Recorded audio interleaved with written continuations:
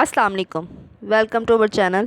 Today we will discuss the definition of professional skepticism as per perspective of audit. What is professional skepticism?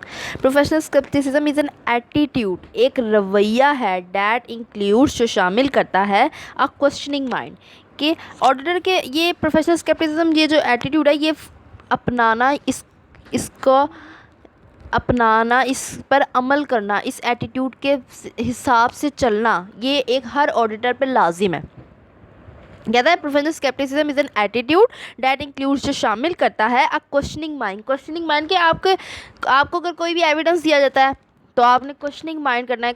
कोई भी चीज़ भी आपने किसी भी चीज़ को ऐसे ही नहीं तस्लीम कर लेना। कोई आपको कोई बात बताए और आप बच्चों को ये नहीं है कि आप उसे फ़ौरन ही तस्लीम कर लें। ठीक है, क्वेश्चंस पूछें उससे। हर चीज़ जो आपके माइंड में क्वेश्चन आता है उसको पूछें, अपने माइंड को अलर्ट रखें कि अगर कोई आपको कोई बात बता रहा है तो वो उस बात की कितनी की सच्चाई है और वो बात किसी सब्सटेंस है उस बात की या नहीं।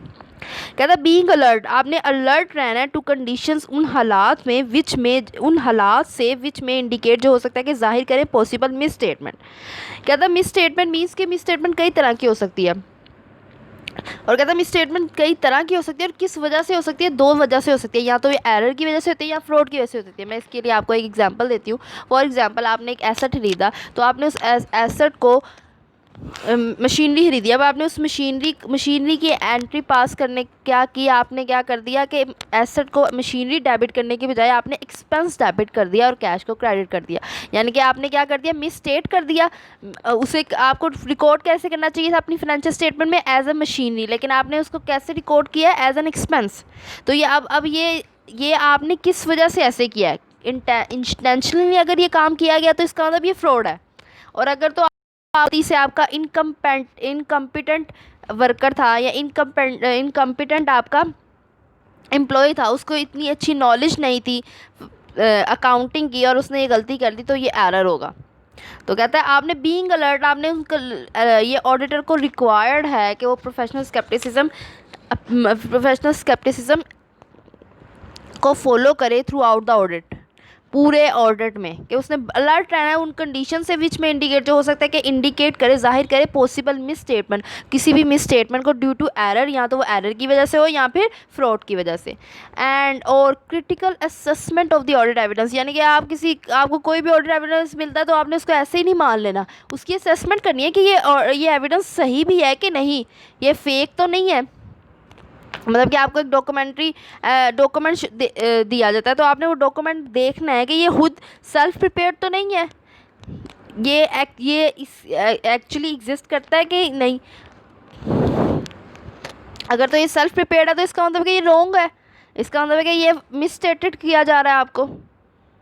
तो ये आपने इन कंडीशंस को क्रिटिकल असेसमेंट करनी है किसी भी ऑडिट एविडेंस की। ऐसे ही नहीं किसी एविडेंस को तस्लीम कर लेना, देख लेना है कि ये खुद तो नहीं लिखा गया।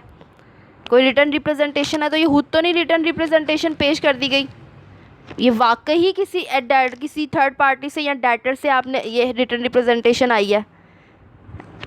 तो आपने ये सब चीज़ें ऑडिटर को ये सब चीज़ें इन सब चीज़ों पर फोकस करना ज़रूरी है।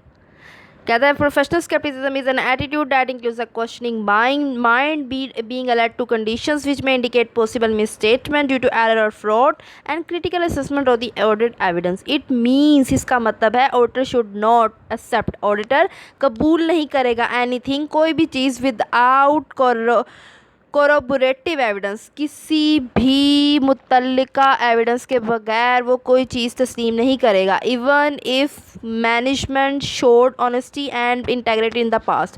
कहता है इवन हत्ता कि मैनेजमेंट ने जाहिर की है ऑनेस्टी, ईमानतदारी एंड इंटेग्रिटी इन पास्ट, मतलब कि पास्ट में अगर ये आपका ये क्लाइंट आपके पास पास्ट में भी रहा है और पास्ट में माजी में पिछले सालों में उसने आपके साथ बड़ी इंटेग्रिटी शो की है, आपके साथ बहुत ऑनेस्टली चला है, हर चीज़ बिल्कुल ठीक तरह से आपको प्रोवाइड की गया, तो आपने वो उसका पिछला एटीट्यूड नहीं याद रखना, आपने करंट सिचुएशन में चलना है। करंट सिचुएशन में आपने उस अलर्ट ही रहना है के अपनी कंडीशन से। आपने ये नहीं सोचना कि इसने पिछले साल मुझे हर चीज़ सही प्रोवाइड की है तो इस साल भी वो सही प्रोवाइड करेगा। मे बी वो इस साल ना सही प्रोवाइड करे, तो आपने उसके पिछले एक्सपीरियंस को भूल कर अपने करंटली बिल्कुल अनबाइस होकर चलना है। पिछला सोचना ही नहीं है, कोई अनड्यू इन्फ्लुएंस नहीं होना चाहिए आपके डिसीजन में। आपने हर चीज़ को, हर एविडेंस को, हर वैल्यू को बिल्कुल अनबाइस होकर, बिल्कुल अलर्ट होकर चेक करना है। ये रिक्वायर्ड है as per ISAs of international standards of audit के ऑडिटर को रिक्वायर्ड है कि वो प्रोफेशनल स्केप्टिसिज्म मेंटेन करे through out the audit. I hope आपको ये कॉन्सेप्ट समझ आ गया होगा। तब तक मिलते हैं न्यू कॉन्सेप्ट के साथ, तब तक